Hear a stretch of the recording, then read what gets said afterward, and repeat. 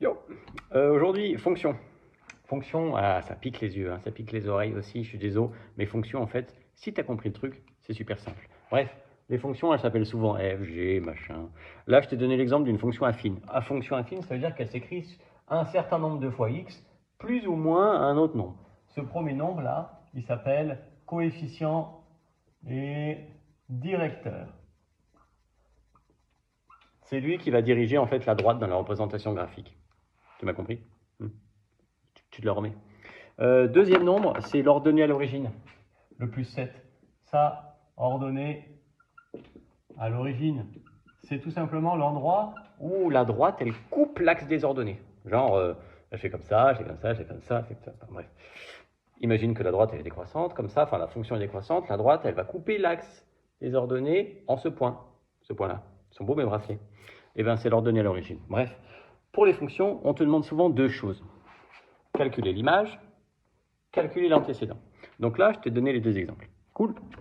Alors, en fait, calculer l'image de 3, ça veut dire que 3, c'est pas une image, c'est un antécédent. Si c'est un antécédent, il faut le mettre là-dedans. Donc, je calcule f de, je vais même te le mettre en rouge parce que je suis sympa, 3. Du coup, je vais remplacer le x par 3 ici aussi. Donc, ça fait 5 fois 3 plus 7.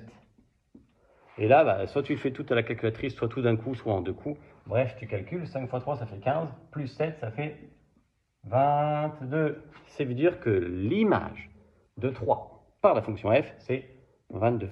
Cool. Deuxième cas de figure, on cherche l'antécédent. On veut l'antécédent de 27, mais l'antécédent, c'est x. Donc en clair, on cherche ce x. On cherche ce x de telle sorte à ce que le résultat fasse 27. Résolution d'équation.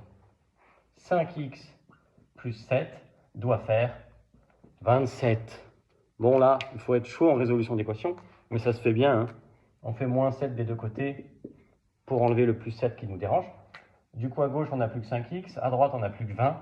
Et si on veut plus que 1x, eh ben on divise par 5. Je divise par 5 en fraction aussi, c'est possible, hein, diviser par 5 en fraction. Bref, on trouve x égale 4. Ça veut dire que x doit valoir 4 pour que 5 fois 4 plus 7, ça fasse 27. Du coup, 4, c'est l'antécédent de 27 pour la fonction f. Allez, sois fort.